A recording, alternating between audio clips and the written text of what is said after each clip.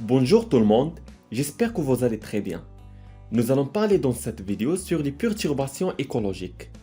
Je souhaite que cette présentation vous aide à comprendre ce sujet.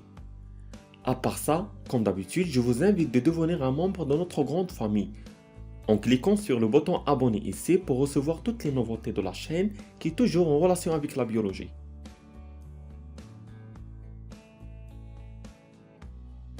Et pourquoi pas de visiter notre site web mabiologie.com pour plus d'informations.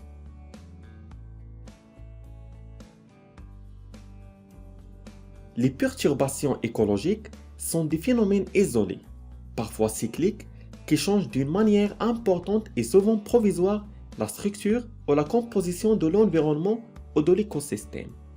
Ces modifications peuvent affecter d'une part la biocénose, par l'élimination de certains organismes, et d'autre part les composants qui déterminent le biotope, lequel se développe la biocénose.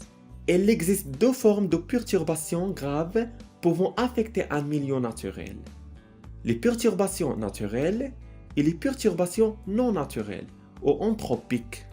Les perturbations naturelles, comme les deux mots-clés indiquent, regroupent toutes les catastrophes naturelles, telles que les incendies des forêts, les éruptions volcaniques, la sécheresse, les inondations, les tempêtes, les tremblements de terre, les glissements de terrain qui peuvent entraîner des changements importants au sein d'un écosystème.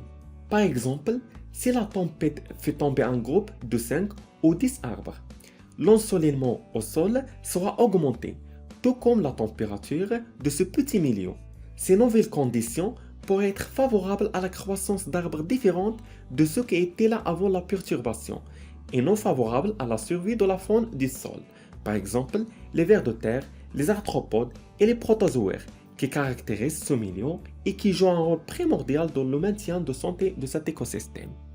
Les perturbations non naturelles ou anthropiques étaient définies par Triplé et Schreck en 1999 comme tout événement généré par l'activité humaine qui provoque une réaction de défense ou de fuite d'un animal ou qui induit directement ou non une augmentation des risques de mortalité pour les individus de la population considérée ou en période de reproduction une diminution de succès reproducteur. Parmi ces perturbations anthropiques, nous pouvons noter les feux de végétation, la déforestation, le pâturage libre, la pollution par les pesticides des sols, etc.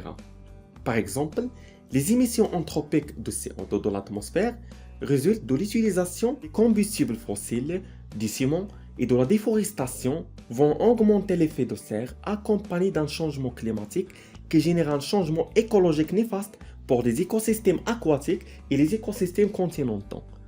A noter que si des situations inhabituelles, par exemple hiver rigoureux ou un labor, émission de gaz, ne génèrent aucune modification notable dans un système biologique considéré et ne seront pas considérées comme des perturbations.